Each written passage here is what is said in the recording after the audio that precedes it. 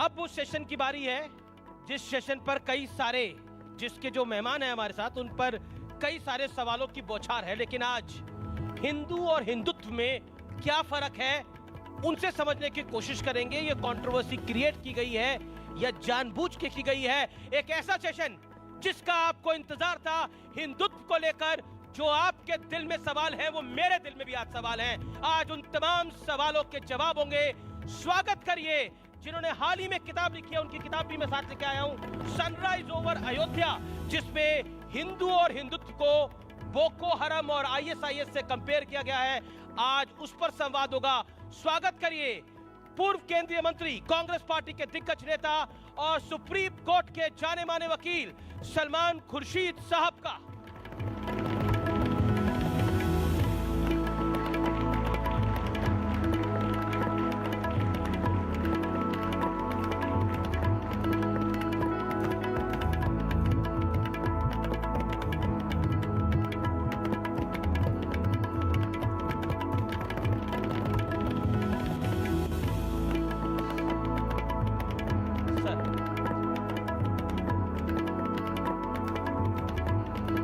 सलमान जी, आपका अभिनंदन है। माइक उस तरफ है। नमस्कार। सबसे पहले तो आपकी किताब ही मैंने हाथ में पकड़ी हुई है, sunrise over Ayodhya, nationhood in our times. इस किताब के आने के बाद इसके पेज नंबर 113 पे जो सैफरन स्काई करके चैप्टर है, उसमें एक शब्द लिखा हुआ है जिसमें हिंदुत्व की तुलना बोको हरम और आईएसआईएस से की गई है। जैसे ही आपने किताब लिखी और जैसे ही ये पन्ना बाहर आया, हंगामा मच गया। हंगामा आप मचवाना चाहते थे या मकसद नहीं था? देखिए, दो बातें पहले कह दूं। जी सर। मैं जब वहां से आ रहा था तो आपने कहा कि हिंदू और हिंदुत्व के बारे में सलमान खुर्शीद ने कुछ कहा, तो उसको साफ कर दीजिए। हिंदू के लिए मैंने कहा वो लोग जो बहुत उदार और एक बहुत ऊंचे धर्म में विश्वास रखते हैं। जी। हिंदुत्व वो जो उस हिंदू धर्म को का दुरुपयोग करते हैं। ये बात पहले समझ जाइए। अगर ये समझ जाएंगे तो आप किताब को भी समझ जाएंगे। मैं तो आज आपसे समझने के लिए ही बैठा हूं। नहीं, सुनिए, अभी बोलने दीजिए। मुझे आपने बोलने के लिए बुलाया है, मैंने आपको सुनने के लिए मैं यहाँ नहीं आया हूँ। पर सवाल तो पूछने पड़ेंगे। सवाल तो पूछिए, सवाल का जवाब तो सुन लीजिए। सवाल का जवाब सुन लीजिए जी।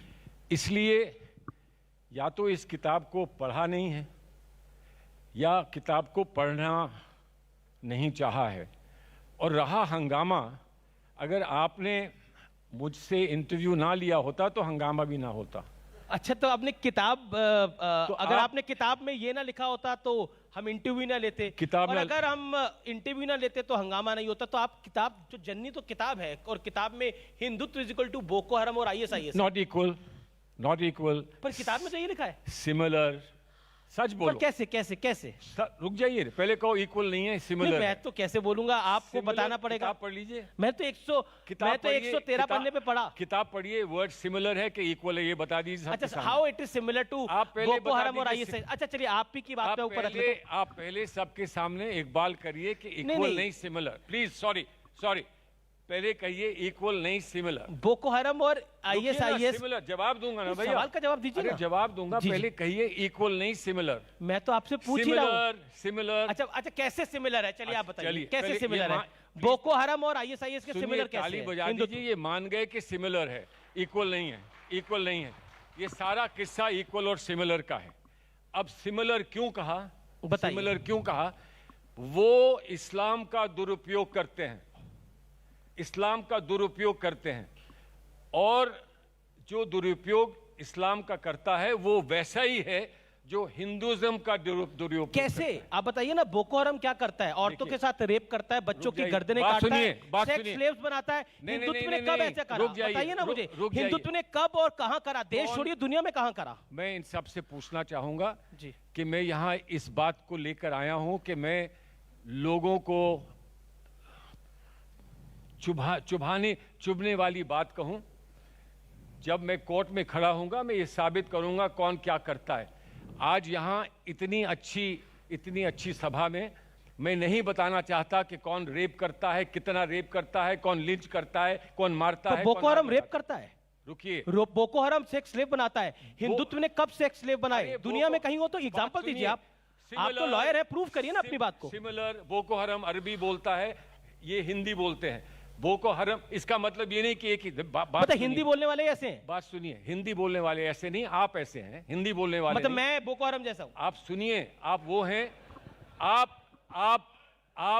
आप जो हैं इंटेलेक्चुअली आदमी को टेरराइज करते हैं। मत करिए इन बातों से, अच्छी अच्छी बातें करिए। किताब आपने लिखी। अरे किताब इंटेलेक्चुअल आप हैं, किताब मैंने लिखी। किताब मैंने लिखी और किताब आप नहीं पढ़ पाए। माफ सर, मैंने तो पढ़ी। नहीं पढ़ पाए। अभी इसका तर्जुमा करा देता हूं, आप तर्जुमे पढ़ लेना अगर अंग्रेजी नहीं आती। चलिए, हो सकता है आपकी अंग्रेजी बहुत अच्छी हो, हम हिंदी बोलने वाले, मातृभूमि की भाषा बोलने वाले बड़े सिंपल लोग हैं। मातृभूमि की भाषा हम बोलते हैं मातृभूमि की भाषा। आपने बोला मैं तर्जुमा करा देता हूं, तो मैंने बोला कि मातृभूमि की भाषा इसलिए करा देता हूं कि आप अम्मा की गोद से अभी निकल ही नहीं पा रहे हैं। अंग्रेजी बोलना नहीं आती तो डजंट मैटर, लेकिन ये बुली नहीं कर पाओगे। अम्मा की गोद से निकल के इस लड़के को अब 40 साल की उम्र हो चुकी है। अरे तो अब तो अम्मा की गोद से तो ये लड़का निकल चुका है। अरे तो और जिस माँ की कोख से निकला है वो भी हिंदू थी और वो भी हिंदुत्व की बात करती थी। और जिस माँ की कोख से मैं निकला हूं, उस माँ ने मुझे सिखाया है कि हिंदुत्व जो है, हिंदू जो है, वो वासुदेव कुटुंबकम की बात करता है। कसम खा लो, वर्ड इज वन फैमिली की बात करता है। अच्छा, इसकी बात नहीं करता। अच्छा, जिस माँ की गोद से आप निकले हो, तो मैं भी बता दूं, मैं भारत माँ की गोद से निकला हूं, समझे? भारत माँ की गोद से निकला हूं। आप एक माँ की गोद से निकले हो, मैं पूरे भारत माँ की गोद से निकला हूं। और इसलिए कह रहा हूं, आपने बड़ा अच्छी बात बोली। नहीं, अच्छी बात करता हूं। आपने बोला मैं भारत माँ की गोद से निकला हूं, अच्छी बात है। लेकिन इस भारत माँ की गोद में जहां पर आप मंत्री बने, जहां आप आला मंत्री बने, जहां आप आला वकील बने, उस भारत माँ की गोद में हिंदुत्व को मानने वाले, आपके अकॉर्डिंग हिंदुत्व को मानने वाले बोको हराम और आईएसआईएस के बराबर हैं क्या? जिसने मेरा घर जलाया वो कौन था? जिसने वो करा वो गलत था। जिसने मेरा घर जलाया वो कौन था? जो इसने वो करा वो गलत था। अरे तो वो कौन था, नाम बताइए। पर हिंदुत्व ऐसा कहां है जो आईएसआईएस और बोको हराम? बात सुन लीजिए, एक छोटे से बात सुन लीजिए। ये आप एक बार नहीं, 10 बार, 5 बार, 100 दफा आप कहें, मैं नहीं मानूंगा। इसलिए कि मैं कह रहा हूं, जो दुरुपयोग करता है धर्म का, जो दुरुपयोग करता है धर्म का, वो हिंदू हो, इस्लामिक धर्म हो, क्रिश्चियन धर्म हो, उन सब के लिए मैंने ये कहा है और मैं कहता रहूंगा। जी, मैं तो आपसे एक सरल एग्जांपल मांग रहा हूं कि आप मुझे बताइए कि हिंदुत्व, आप जो कह रहे हैं कि मैंने सिमिलर टू बोको हराम और हिंदुत्व और आईएसआईएस है, उसका एग्जांपल बताइए कि कब हुआ ऐसा। और मैं आपको 10 एग्जांपल ऐसे बता देता हूं कि बोको हराम और आईएसआईएस ने क्या कुछ करा। बोको हराम, मैं तो 1990 में कश्मीर का आपको एग्जांपल बता दूंगा जो आईएसआईएस से भी खतरनाक था। जहां एक धर्म, एक हिंदू धर्म, कश्मीरी हिंदुओं को अपने घर से निकाल दिया गया और मस्जिदों से आह्वान हुआ। आप सुन लीजिए, यहाँ दंगा कराने के लिए मुझे बुलाया है क्या? नहीं, सवाल पूछने के लिए। आप बात सुन लीजिए, किसी ने हमारे सवाल पूछने पे दंगा हो जाएगा। आपके बोको हराम हिंदुत्व को, बोको हराम और आईएसआईएस, तो मसला है आईएसआईएस मेरे भाई, कुछ नहीं होगा। आपने एक बारी मुझे बोला था कि मेरी किताब की अच्छी बातें तुम पकड़ा करो, सिर्फ बुरी बातें पकड़ते हो क्या? मैं जानना चाह रहा हूं कि आपको लगता है ये बोको हराम और आईएसआईएस की तुलना गलती हो गई? नहीं, सनातन धर्म को अच्छा कहना गलत हो गया क्या? सनातन धर्म की तारीफ है कि इसमें नहीं? और अगर सनातन धर्म की तारीफ है और मैं सनातन धर्म को इस देश का एक महान धर्म मानता हूं, विश्व का एक महान धर्म मानता हूं, तो उसकी बात आप क्यों नहीं करते हो? मैं तो उसी की बात कर रहा हूं। तो करो ना, कहो तो वही तो। अच्छा, मुझे बताइए ना, मैं तो पूछ रहा हूं कि हिंदुत्व आपने बोला कि अमीश जी आप मानिए कि Hindutva is similar to ISIS और बोको हराम। मैं बोल रहा हूं आप प्रूफ करिए, 2 एग्जांपल बता दीजिए ना जो आपने किताब में लिखा। ये प्रूफिंग के लिए नहीं है। अच्छा, एग्जांपल बता दीजिए। नहीं, ना एग्जांपल दूंगा ना प्रूफ दूंगा। एग्जाम्पल नहीं दूंगा, प्रूफ नहीं दूंगा। जो मैंने बात कह दी है उस पर आप विचार करें, सोचें, समझें। मैं नहीं चाहता हूं कि इस देश में गलत लोगों की बात कर करके हम इस देश में और बीच में लोगों में दूरी कराएं। मैं नहीं चाहता हूं। आपको लगता है आरएसएस और बीजेपी चाहते हैं तो कराएं, क्योंकि आपका वीडियो चलता है, आपका टीवी चलता है, लेकिन मेरी जिंदगी में देश के लोगों को, हिंदू और मुसलमानों अच्छा, ये आपको लगता है ये जो किताब में आपने ये शब्द लिखा है, इससे प्यार बढ़ेगा बोको हराम से? Boko Haram is equal to love? Boko Haram, I am asking you. Love? नहीं, your love jihad is equal to love. अरे आपके पास बहुत हैं अल्फाज, वो बोलो। अगर लव चाहते हो तो इस बात तो जिहाद कर लो ना, इसमें पढ़ो इसमें पढ़ो सनातन धर्म क्या होता है, पढ़ो इसमें। सर सनातन धर्म मुझे किताब से पढ़ने की जरूरत नहीं है, गीता में लिखा है। अरे गीता में लिखा है सनातन धर्म के बारे में, रखी होती है, रामायण में लिखा है। तो यहाँ गीता ला के रखी होती है, गीता में लिखा है, यहाँ रामायण ला के रखी। अब मुझे हिंदुत्व समझना होगा, मैं सलमान खुर्शीद साहब की किताब पढ़ूंगा कि मैं भगवत गीता पढ़ूंगा? अरे आप भगवत गीता, आप भी भगवत गीता पढ़ेंगे तो थोड़ा समझ लेंगे। अरे आप भगवत गीता यहाँ लाए होते ना। भगवत गीता आपके लिए आपका चैनल नहीं चलाती है, ये किताब चला रही है आपका चैनल, इसलिए आप इसको लेकर आ गए। सर भगवत गीता में लिखा है, शिशुपाल के भगवत गीता में भगवान कृष्ण ने एक बात को कहा है कि शिशुपाल के उन्होंने 100 गुना माफ कर दिए थे, 101 पे गर्दन उड़ा दी थी। तो अब आपकी नजर में तो भगवान कृष्ण भी हिंदुत्ववादी थे फिर? नहीं, भगवान कृष्ण हिंदुवादी नहीं थे, हिंदुवादी नहीं थे। भगवान कृष्ण एक बहुत ऊंचे महान अवतार थे। लेकिन आप मुझे ये कहने भी नहीं देते हैं, इसलिए कि आप सोचते हैं भगवान कृष्ण की अगर मैं लीला यहाँ रचूंगा तो आपका खेल और आपकी दुकान बंद हो जाएगी। इसलिए सर किताब आप लिखते हैं, हाँ हम लिखते, दुकान हम खोलते हैं। दुकान बंद करने के लिए लिखते हैं। अच्छा, पर दुकान तो इससे बंद नहीं हुई, हो गई, बन गई, दुकान हो गई बंद, मान लो दुकान बंद हो गई। अभी तो मैं कांग्रेस की भी बात करूंगा आगे।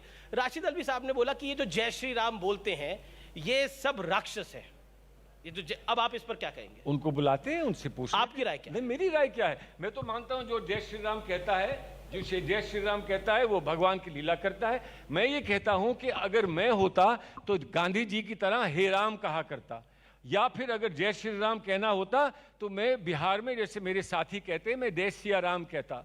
सीता जी को मत भूलो तो जय सिया राम कहो, हम ये कहते हैं। हम ये नहीं कहते हैं आपसे कि अल्लाह अकबर कहो, हम कहें जय सिया राम कहो, हम ये कहते हैं। लेकिन ये आपको लेकिन है, ये बात आपको अच्छी नहीं। लेकिन खुर्शीद साहब आपको नहीं लगता आपने बैठे बिठाए, कांग्रेस के आपके कुछ साथी कहते हैं कि आपने बैठे बिठाए भारतीय जनता पार्टी को एक मुद्दा दे दिया जिससे कांग्रेस बैकफुट पे आ गई है? तो आपने, मनीष तिवारी ने, यहाँ आ गया, मैं यहाँ आ गया तो मुद्दा दे दिया, मैं नहीं आता तो मुद्दा ना देता। अरे भाई किताब ने मुद्दा दे दिया, बीजेपी ने प्रेस कॉन्फ्रेंस करी इस पे जी। होने दो, किसने प्रेस कॉन्फ्रेंस? बीजेपी ने। अरे बीजेपी प्रेस कॉन्फ्रेंस तो टटपुंजिये हैं, वो तो किसी चीज पे प्रेस। अच्छा, बीजेपी वाले टटपुंजिये हैं। आप अपनी किताब का जिक्र कर रहे थे तो मैं एक सवाल आपसे पूछता हूँ, ये अध्यात्म वाला थोड़ा सवाल है, मुझे लगता है कि आप जवाब देंगे। पूछिए। मनुष्य और आत्मा को अलग कर सकते हैं हम? किसको? व्यक्ति और आत्मा को अलग कर सकते हैं? पता नहीं, तो बड़ा फलसफा है, आप तो फिलॉसफी है। जी जी। व्यक्ति और आत्मा को अलग नहीं किया जा सकता, नहीं किया जा सकता। जब तक कि व्यक्ति को, अगर आप फिजिकल फॉर्म कह रहे हैं, जो हमारा फॉर्म होता है, जब आत्मा हमको फॉर्म को छोड़ के जाती है तो आत्मा कहीं और जाती है, भगवान के पास जाती है, जहां जाती है आत्मा। लेकिन जो हमारा फिजिकल फॉर्म होता है वो यहीं छोड़ जाती है, आत्मा छोड़ जाती है ना, तब आत्मा और तो अलग नहीं किया जा सकता आपकी राय में? अरे जब मर जाते हैं तो अलग हो जाते हैं भैया। मर जाते हैं तो अलग होते हैं, अलग वैसे तो अलग नहीं होती वो आपके हिसाब से? नहीं, जब तक जिंदा है। तो मुझे बताइए, अभी तो आत्मा है। हिंदू की आत्मा हिंदुत्व है, अलग कैसे होगा? नहीं, आप कौन होते हैं बताने वाले मुझे? नहीं, ये है, मैं मानता नहीं हूँ। अच्छा, इस्लाम और इस्लामिस्ट अलग है? नहीं, इस्लामिस्ट तो कोई शब्द ही नहीं है इस्लाम में। अच्छा, इस्लाम में क्रिश्चियन और क्रिश्चियनिटी अलग है? नहीं, क्रिश्चियनिटी और क्रिश्चियन अलग कैसे हो सकता है? फिर क्रिश्चियन और क्रिश्चियनिटी अलग नहीं, इस्लाम और इस्लामिस्ट अलग नहीं, तो हिंदू और हिंदुत्व अलग कैसे? तो इसलिए अलग है कि जब आप रामधुन सुनते हैं तो उसमें हिंदुत्व नहीं है। जब महात्मा गांधी की बात सुनते हैं तो उसमें हिंदुत्व नहीं है। अब महात्मा गांधी भी हिंदू नहीं है आपके लिए महात्मा गांधी भी हिंदू नहीं है। लेकिन अगर महात्मा गांधी हिंदू नहीं है तो आप हिंदू धर्म को समझते ही नहीं हैं। आप जानते हैं महात्मा गांधी आपने बोला हिंदू नहीं है, मुझे लगता है कि महात्मा गांधी नहीं, आपके लिए नहीं है। आपने बोला, मैं तो कहता हूँ मैं क्यों समझूंगा महात्मा गांधी हिंदू नहीं है? अरे तो फिर क्या कह रहे हैं? मैं क्यों, आप बोल रहे हो बताओ ना। महात्मा गांधी सर, इस देश के अंदर हिंदुत्व क्या है मैं आपको बताता हूँ। सहनशीलता क्या होती है? 500 सालों का इंतजार करके रामलला का मंदिर बना, अपने रामलला का मंदिर। अच्छा। और तब भी हिंदू ने कोर्ट से परमिशन मिली तो मंदिर बनाया। अब आप मुझे बताइए, ऐसा कहीं दुनिया में हुआ हो तो बता दीजिए। क्रिश्चियनिटी में हुआ हो, इस्लाम में ऐसा हुआ हो? नहीं हुआ। किताब तो आप पढ़ते नहीं हो, इसमें पूरा एक चैप्टर इसी के बारे में है इस चैप्टर। और हमने सबने कहा है कि भगवान राम का मंदिर अयोध्या में बना है, इसका हम स्वागत करते हैं। किताब में क्या लिखा है? लेकिन मैं आपके किताब में क्या लिखा है? सहयोगी, sunrise over Ayodhya, not sunset. नहीं भी नहीं आई, समझ में आई, अभी भी समझ में नहीं आई। आप अंग्रेजी के माशाल्लाह बड़े खिलाड़ी हैं, हम तो मातृभूमि की भाषा को समझते हैं। और बिल्कुल आपने एक आपसे मैं सवाल पूछना चाहता हूं। गुलाम नबी आजाद तो आपके मित्र भी हैं, आपके साथ मंत्रालय में भी रहे, उन्होंने भी आपकी बात का विरोध किया है। क्या किया? उन्होंने कहा है, अब सुनिए, उन्होंने कहा है कि किसी के विचार से मतभेद हो सकता है, लेकिन आईएसआईएस और बोको हरम की से तुलना बिल्कुल ठीक नहीं है, ये गलत है। एक मिनट, इसको जरा हल्के रिपीट कर दीजिए, सब लोग सुन लें। जी, उन्होंने गुलाम नबी आजाद ने क्या कहा? गुलाम नबी आजाद ने बोला किसी के विचार से मतभेद नहीं है। आप बताइए। उन्होंने कहा कि मैं हिंदुत्व से अग्री नहीं करता हूं, मैं उसका विरोध करता हूं, ये कहा। लेकिन इसकी तुलना बोको हराम से नहीं करनी चाहिए।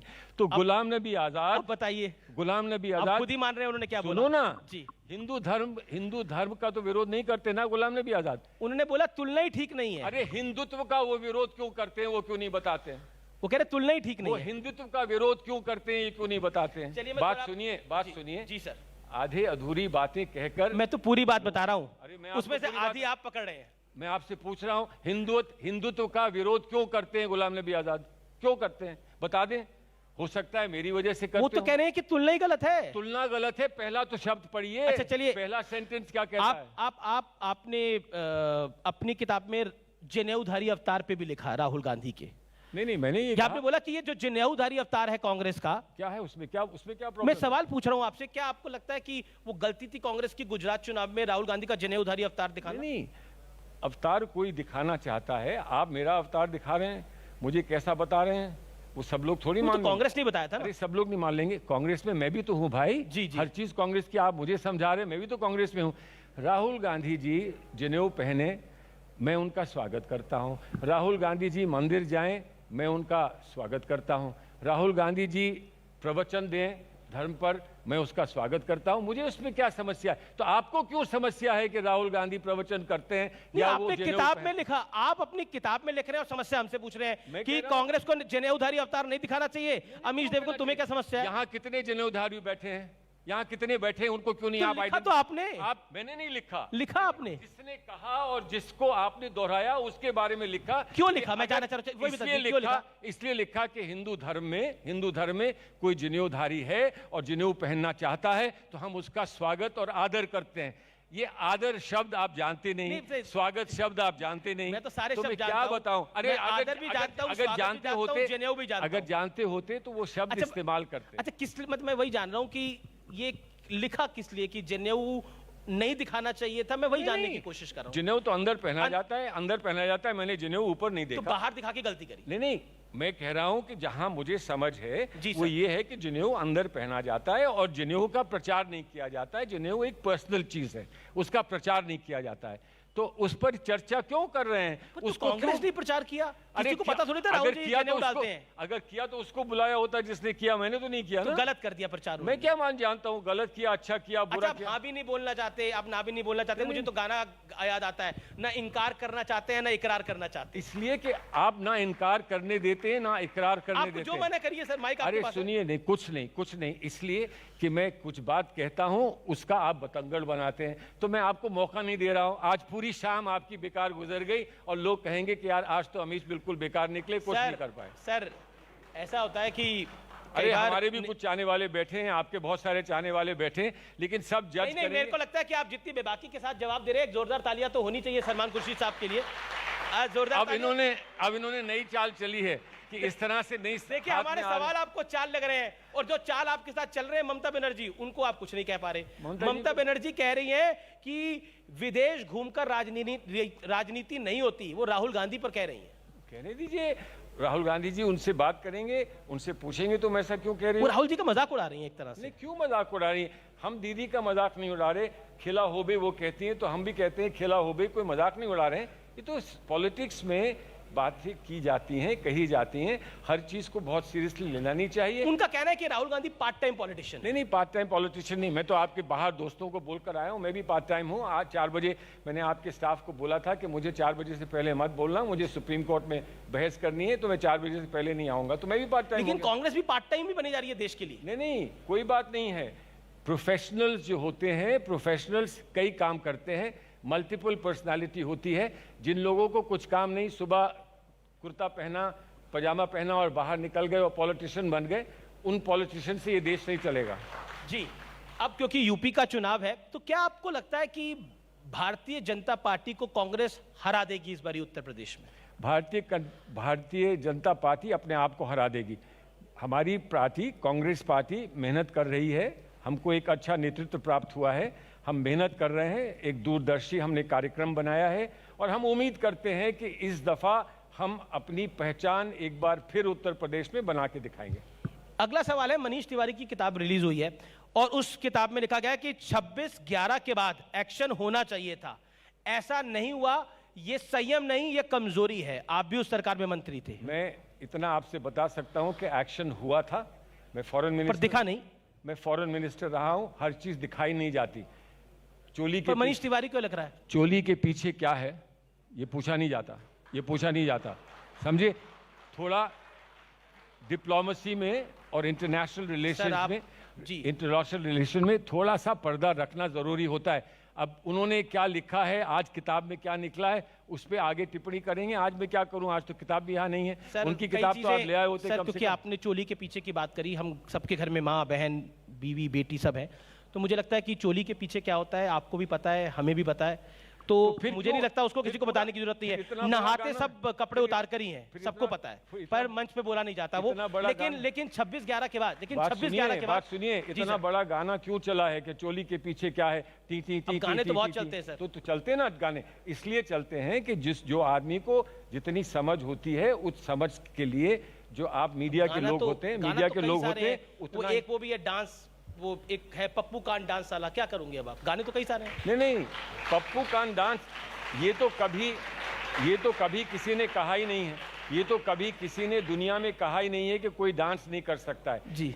मसला जो हो गया है वो डांस कराने वाले का हो गया है। अच्छा, डांस करने वाले का नहीं है, डांस कराने वाले का है। हाँ। कि इसको उंगलियों पे ऐसे मैं डांस कराता हूँ, आज पूरी शाम मुझे डांस कराने की कोशिश कर रहे हैं। हम क्यों आपसे डांस कराएंगे सर? हम लग रहा है ना, हम आपसे क्यों डांस कराएंगे? लेकिन ममता बनर्जी के ऊपर कांग्रेस घबरा क्यों रही है? मतलब डर रही है कांग्रेस पार्टी? मैं घबराया वो लग रहा हूँ? मैं आपसे पूछ रहा हूँ, मतलब आप जवाब क्यों नहीं दे रहे? अगर बीजेपी ने बोला होता तो आप बोलते कैसे हिम्मत हो गई उनकी बोलने की? मैंने कभी कहा बीजेपी को हिम्मत कैसे हो गई? बीजेपी पावर में है, बीजेपी कहती है, उल जुलूल बातें। ममता बनर्जी क्यों कह रही है? नहीं, कह रही है तो कह रही है, मैंने आपसे कह दिया। वो थर्ड फ्रंट, वो एक बड़ा फ्रंट बना रही है जिसमें शरद राव पवार भी है। बनाए, स्वागत है, बनाए, कौन मना कर? वो कहती है कांग्रेस देश का विपक्ष अब नहीं हो सकती, इनडायरेक्टली। अरे वो कह रही है, इनडायरेक्ट क्यों कह रही है? डायरेक्ट कह दें, कोई प्रॉब्लम नहीं है। हमको भी तो अपनी पार्टी में विश्वास है। जो हमारी पार्टी में विश्वास नहीं रखते थे वो ममता जी के पास चले गए हैं। Goodbye, thank you. वो यहाँ नहीं है, हम तो यहाँ हैं, तो हम यहाँ हैं और हम यहीं रहेंगे। लेकिन क्या आपको लगता है कि इतने सारे नेता आपकी पार्टी को छोड़ के चले गए, ये एक सेटबैक है कांग्रेस पार्टी के लिए? यूपी के अंदर जितिन प्रसाद ने छोड़ दिया, जब भी घास, ज्योतिरादित्य सिंधिया साहब ने छोड़ दिया। जब भी घास को काटा जाता है ना तो नई पौध निकलती है, नई घास निकलती है अंदर से। तो मौका तो ये बेकार थे लोग, नए लोग निकलेंगे। ये बेकार लोग, नए लोग जो गए छोड़कर? नहीं, बेकार क्यों थे? जैसे थे। तो घास बढ़ जाती है, जो फालतू घास होती है वही काटी जाती है ना। तो फालतू घास, आपने एग्जाम्पल दिया, फालतू घास तो काम आती है ना, उसको चारा बनाते हैं ना, उसको तो किसका चारा बन गए? उसको गाय भैंस को खिलाते हैं ना, तो वो तो बन गए चारा बीजेपी का, तो चले गए बेचारे, चले गए, जाने दो। तो आप मानते हैं कि इनकी अब आवश्यकता नहीं थी? ये ठीक है, चले गए। आवश्यकता की बात नहीं होती है। जीवन में ये एक सिस्टम होता है जिससे कि कुछ लोग आते हैं, कुछ लोग जाते हैं। जीवन में ये होता है ना, आपके हमारे घर में, फैमिली में कुछ लोग आते हैं, बुजुर्ग हो जाते हैं, चले जाते हैं, नए बच्चे पैदा होते हैं। इसी तरह से ये हम लोग आगे बढ़ पाते हैं। बढ़ने दीजिए, नए लोग आएंगे, नए चेहरे आएंगे, नए विश्वास के साथ आएंगे, पार्टी में नए लोग आएंगे और पार्टी मजबूत होगी। G23 के बारे में सलमान खुर्शीद क्या सोचते हैं? अब हालांकि G22 हो गया। आप जो अब कह रहे हैं, मैं तो ये कह रहा हूं कि मैंने उनके बारे में कभी नहीं सोचा उनके बारे में। औरों ने सोचा हो, ना सोचा हो, लेकिन जब आपने आज़ाद साहब का नाम लिया तो हाँ, एक दफ़ा हंसकर मैंने ये ज़रूर कहा था कि G23 से G1 पर कैसे आ गए। अकेला स्टेटमेंट दिया था ना, तो G1 पे आ गए। तो सब चलता है, कोई दोस्त अहबाब साथ बैठते हैं, कभी कोई किसी से कुछ लिखवा लेता है, कोई। तो आज़ाद साहब खफा क्यों है? नहीं, खफा नहीं है आजाद साहब, खफा नहीं है आजाद साहब की। अलग थलग क्यों है फिर? नहीं, अलग थलग भी नहीं है। कश्मीर में देखिए, कश्मीर में देखिए रोज उनके कार्यक्रम हो रहे हैं, अलग थलग नहीं है। लेकिन ऐसा जरूर होता है कि कभी कभी आपको थोड़ा सा हाथ पांव चलाकर अपनी जगह बनाने की जरूरत लगती है। जब लगती है तो आप बनाते हैं, उसमें क्या है, स्वागत है सबका। यूपी के चुनाव से पहले केशव मौर्य ने बोला कि रामलला का भव्य, जो डिप्टी सीएम है, उन्होंने बोला कि रामलला का तो भव्य मंदिर बन गया, काशी में भी भव्य मंदिर का निर्माण हो रहा है। भव्य मंदिर का निर्माण हो रहा है, काशी में निर्माण हो रहा है, और वहाँ रास्ते साफ, मथुरा में भी होगा। वहाँ तो शफीकुर रहमान बर्क ने बोला कि मुसलमानों को उकसाने की बात करे, किसानों की तरह मुसलमान सड़क पे आया जो सपा के सांसद है, तो मुश्किल में पड़ जाएगी। तो उनसे बात करिए ना, उनको क्यों नहीं बुलाते हैं आप, मुझसे क्यों पूछ रहे हैं बर्क? तो केशव मौर्य की स्टेटमेंट पर आप क्या कहते हैं? नहीं, मुझे कुछ नहीं कहना है, मुझे ये कहना है केशव मौर्य कॉन्स्टिट्यूशनल पोजीशन पर है, पोस्ट पर है। उनको कॉन्स्टिट्यूशन, हमारे संविधान और हमारे सुप्रीम कोर्ट के जो आदेश हैं उनका आदर करना चाहिए, उनको समझना चाहिए, बस इतना कह रहा हूँ, और क्या है। सलमान खुर्शीद साहब, आप मंच पर आए, आपने सवालों का जवाब दिया। फिर मैं एक बार आपको आखिर में जरूर एक सवाल पूछूंगा, ये आखिरी सवाल है। क्या आपको लगता है कि आपने जो किताब लिखी वो बिक जरूर गई होगी, लेकिन उसने कंट्रोवर्सी को खड़ा कर दिया? एक मैं उसको बैठा दूंगा, उसमें क्या प्रॉब्लम है? काम तो सिर्फ बैठाने का है, बैठा दूंगा, आप मत खड़ा करिए, बैठ जाएंगे, सब ठीक हो जाएगा। कैसे बैठा कैसे देंगे? आप तो और बढ़ा रहे हैं।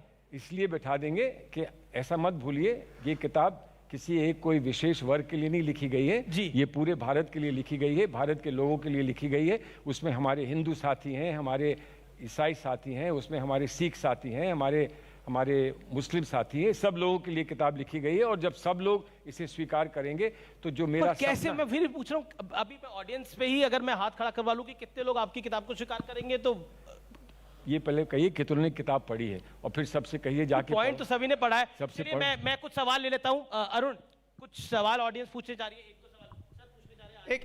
एक तो सलमान खुर्शीद साहब, मेरा ही सवाल है पहले लोगों के पास जाने से पहले। बताइए। पहले तो ये कि आपकी इस किताब के बाद आपकी पूरी पुरानी किताबों की भी खोजबीन शुरू हो गई। उसमें एक किताब आपकी है जिसमें 1984 के दंगों में जो सिख मारे गए उनका जिक्र करते हुए आप कह रहे हैं कि 1947 में जो खून बहा था मुसलमानों का, उसका एक तरह से बदला है जब हिंदू और सिख इनका आज खून बह रहा है। तो क्या ये बात सही है? क्योंकि ट्विटर पर, सोशल मीडिया पर बहुत ज्यादा वायरल हो रही है। बड़ा सिंपल है, किताब पढ़ लीजिए।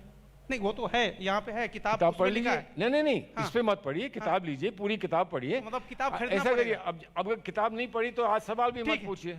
नहीं, वो सोशल मीडिया पे चल रहा है, तो क्या वो गलत है? सुनिए, सोशल मीडिया पे कर दीजिए आप।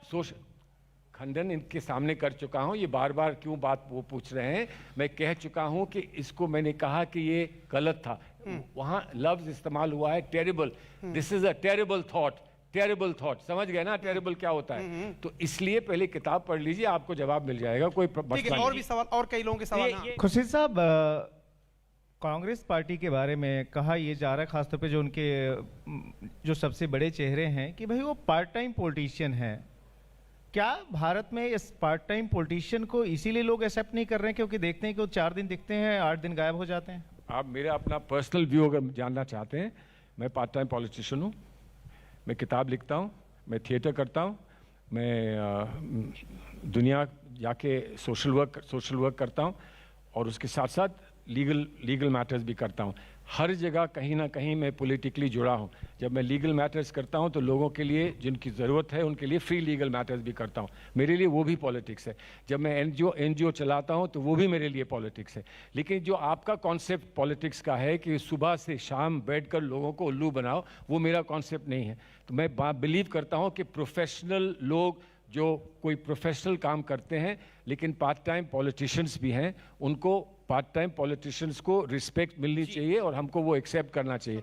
और मैं तो ये कहता है कि ये भी पार्ट टाइम अगर हो जाते तो बेहतर होते ये एज एन एंकर। लेकिन आप बेचारे मजबूर हैं, फुल टाइम एंकर। मजदूर आदमी है, लेकिन क्या कर सकते हैं? मजदूर नहीं है। मेहनत करने में शर्म नहीं आती। आपने देखा मजदूर हो गया, हिंदुज्म हो गया। इस तरह से ये खेल करते हैं। सलमान सर, मेरा एक सवाल है आपसे। आपने कहा कि हिंदुत्व ISIS और बोको हरम की तरह, राहुल गांधी ने कहा कि सिखों और मुसलमानों को मारने का नाम है हिंदुत्व। विचारों में इतनी समानता, इत्तेफाक है, संयोग है? राहुल गांधी के भी विचार वही और आपके भी विचार वही। क्या पार्टी का समर्थन है आपकी किताब को? देखिए, पार्टी का मेरी किताब को समर्थन हो या ना हो, लेकिन हमारी पार्टी में इतनी आज़ादी है, थॉट प्रोसेसेस की आज़ादी है कि आप पार्टी के दायरे के अंदर जो सही समझते हैं, हो सकता है हर एक को सहमति ना हो पार्टी में उस बात से, लेकिन हमारी पार्टी एक लाइव पार्टी है। हमारी पार्टी वैसी नहीं है जैसी बीजेपी की है, जिसने एक ने कह दिया तो एक ने सबने उंगली उठा दी। वो हमारे यहाँ नहीं है। हमारे यहाँ आपस में विचार विमर्श होता है, हमारे आपस में डिसएग्री करते हैं और अंततः फाइनली हम लोग बैठकर ये तय करते हैं कि पार्टी की ऑफिशियल लाइन क्या होनी चाहिए। राहुल जी ने जो कहा है मैं उसका स्वागत करता हूँ, इसलिए स्वागत करता हूँ कि अगर वो कुछ और कह देते तो मेरे लिए आप जो सवाल पूछते वो बड़ा डिफिकल्ट हो जाता। पूछिए। एक तो खुर्शीद साहब, दूसरी पॉलिटिकल पार्टी के लोगों को कुछ भी एक डेरोगेटरी सा बोल देना बहुत अच्छी बात नहीं है। Not from a season politician from you. कब कहा मैंने डेरोगेटरी? अभी आपने बोला ना रचपूंजी हैं, कर देते हैं। टटपुंजी तो है उनके यहाँ, हमारे यहाँ भी हैं, सब जगह हैं। भाई साहब मैं भी हूँ भाजपा में, मैं टचपुंजिया नहीं, I take personal offence against it, but anyway आप टटपुंजिया इसलिए नहीं साहब, मेरे को आप नहीं है तो फिर व्हाई डू टेक ऑफेंस? सुनिए सुनिए सुनिए, अभी मैं प्रूव करता हूँ, एक मिनट। अच्छा एक बात मुझे बताइए, आई एम सॉरी, अगर आपको बुरा कुछ लगा है, आपके बारे में कुछ कहा होता तो I would say I am sorry, लेकिन किसी और के बारे में लगा है तो देखेंगे। वो भी यहाँ बहुत कुछ कह के गए मेरे बारे में, आई एम सॉरी, मेरे बारे में बहुत कुछ कह। सुनिए मैं अभी आपको संक्षेप में आप एक तो दूसरों के अम्मा के लिए बात कर रहे हैं। आपने 12 दिसंबर 2013 को एक बयान दिया था कि एक माइनो आंटी जो है वो पूरे भारत की अम्मा है। वो क्या था? दूसरी चीज सर सॉरी, आई थिंक आप पार्टी की बहस करना चाहते हैं, वो कभी और कर लेंगे। सर आप आए, आपका बहुत बहुत सॉरी शुक्रिया, बहुत बहुत। You don't make an impression. अरे बहुत बहुत शुक्रिया। समय समाप्त हो गया। और लोग हैं।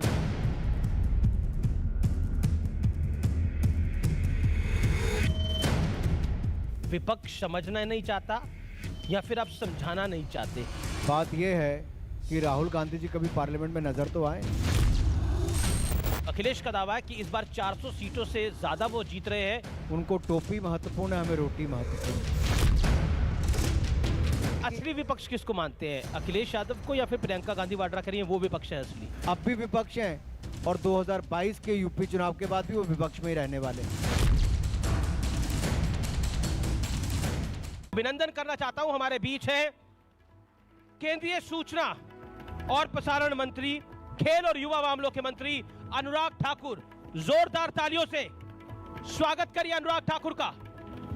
भारतीय जनता युवा मोर्चा के राष्ट्रीय अध्यक्ष रहे, भारतीय जनता पार्टी के लगातार सांसद रहे लोकसभा से, हमीरपुर हिमाचल प्रदेश से। आपका स्वागत है अनुराग जी। अनुराग ठाकुर केंद्रीय मंत्री तो है ही, साथ में अपनी फिटनेस के लिए भी जाने जाते हैं। नमस्कार अनुराग जी।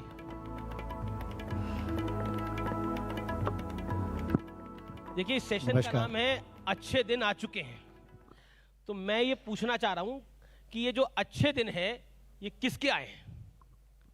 देश के, मेरे आपके, जनता के। कैसे?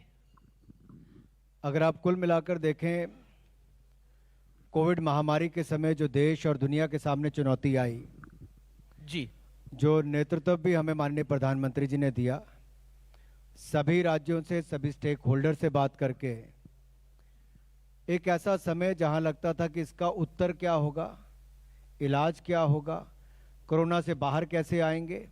और मैंने तो वो समय देखा जब 24 मार्च के बाद पूरा देश एक तरह से बंद था, लेकिन माननीय प्रधानमंत्री जी और उनके सरकार के सदस्य जहां एक और कोविड रिलीफ पैकेज बना रहे थे, वहीं पर हम वैज्ञानिकों से बात करके भारत में कोविड वैक्सीन बना रहे थे। और ना केवल भारत ने वैक्सीन बनाई, 120 करोड़ के लगभग भारतीयों को वैक्सीन लगाने का काम भी हुआ है, तो हमारे भारत में हुआ है।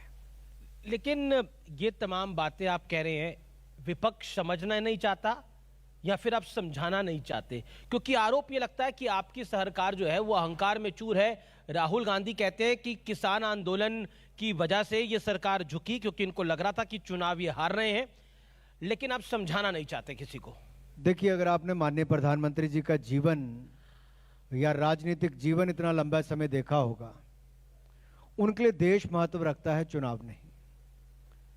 निर्णय पहले भी किसानों के हित में किया गया था, और जब उन्होंने पूरी विशेष तौर पे बात अपने देश को संबोधित करते हुए कहा, उन्होंने कहा मैं देश के हित में निर्णय लेता। कहीं ना कहीं हर निर्णय उनका देश के हित में है और देश को आगे बढ़ाने के लिए है। और मैं एक बात बड़ी गंभीरता के साथ कहना चाहता हूं, विपक्ष किसी भी विषय पर चर्चा करे, हम 2014 से लेकर 2021 तक लगातार चर्चा करने के लिए तैयार थे, चर्चा करते रहे, आगे भी करते रहेंगे।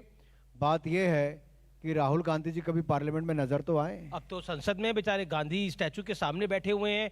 आपने विपक्ष के 12 सांसदों को सस्पेंड कर दिया है। वो ये कहते हैं माई वे और हाईवे। देखिए, जिसने 11 तारीख का दृश्य देखा होगा राज्यसभा का, ना केवल इन माननीय राज्यसभा के सांसदों ने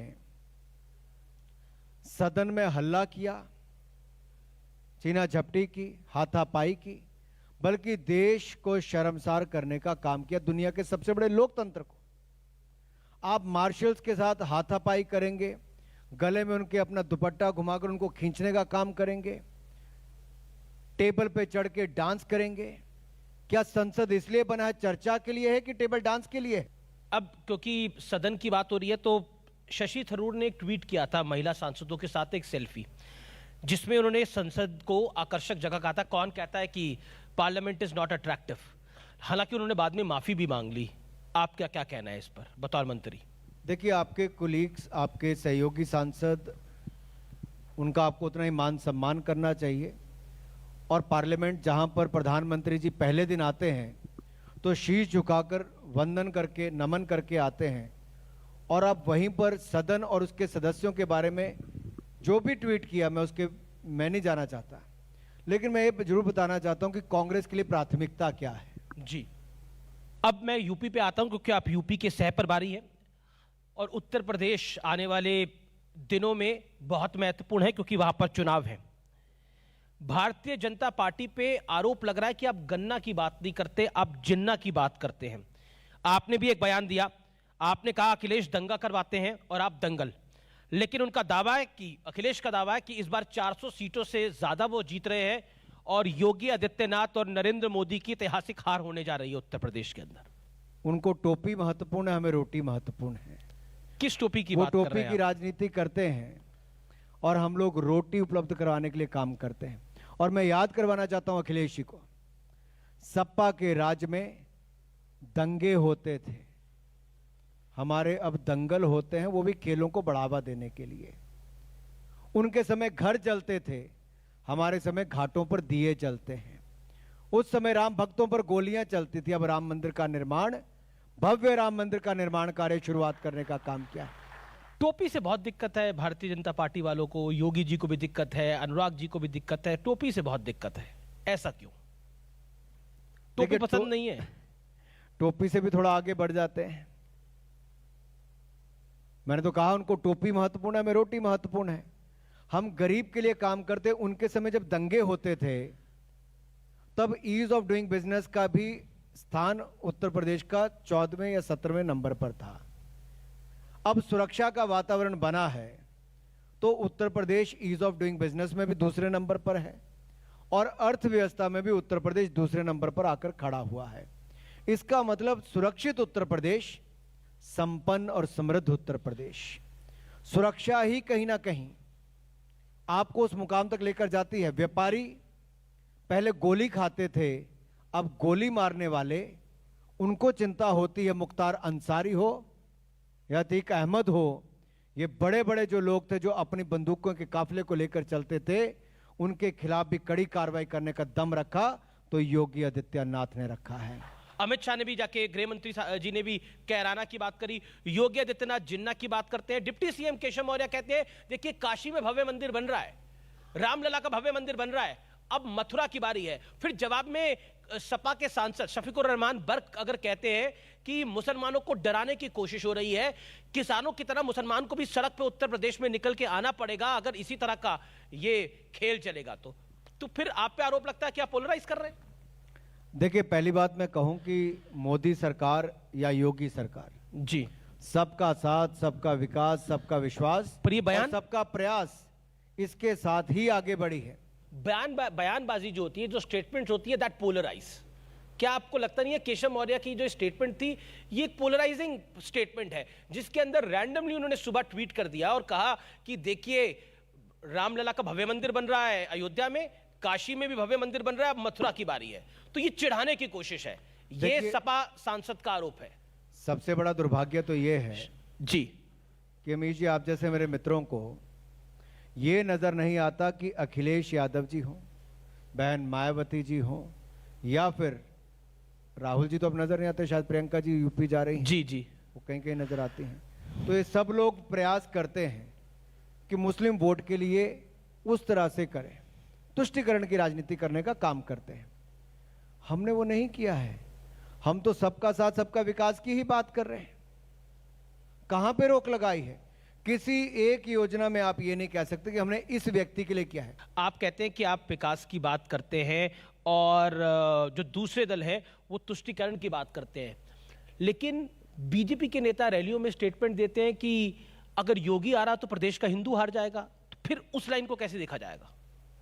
देखिए, मैं एक बात बड़ी स्पष्ट करना चाहता हूं, व्यापारी हो, कर्मचारी हो, महिला हो, मजदूर हो, नौजवान हो, किसान हो, जवान हो, जी, हर कोई अपने आप को सुरक्षित महसूस करता है जब एक ऐसा काबिल व्यक्ति कुर्सी पर होता है जो दंगइयों के खिलाफ भी कार्रवाई करता है, मुकदमे दर्ज करता है, जेलों में भी डालता है और एक ऐसा वातावरण खड़ा करता है कि आज उत्तर प्रदेश में रात के 12-1 बजे भी कोई बेटी सड़क पर चल सकती है, अपनी स्कूटी से भी चल सकती है, अपनी साइकिल से भी चल सकती है, तो योगी आदित्यनाथ की सरकार के काम पे चल सकती है। चलिए अब थोड़े अर्थमेटिक की बात कर लेते हैं। हालांकि भारतीय जनता पार्टी का काफी समय से स्टांस है कि आप जो एनालिसिस करते हैं वो एक फॉर्मूला होता है और ये जो फॉर्मूले होते हैं ये केमिस्ट्री के फॉर्मूले होते हैं, तो एक्सप्लोजन भी हो जाता है। लेकिन एक सवाल, क्योंकि अखिलेश यादव का वोट बैंक यानी समाजवादी पार्टी का वोट बैंक मुलायम सिंह यादव जी के समय से MY समीकरण है, मायावती का DM समीकरण है, दलित मुसलमान समीकरण, ब्राह्मण का वोट पड़ा तो मायावती की सरकार आ गई, ब्राह्मण और ठाकुर का वोट थोड़ा शिफ्ट हुआ तो अखिलेश यादव की सरकार आ गई। लेकिन इस बार माना जा रहा है कि अखिलेश यादव को ब्राह्मण वोट मिल सकता है। अनुराग ठाकुर, जवाब।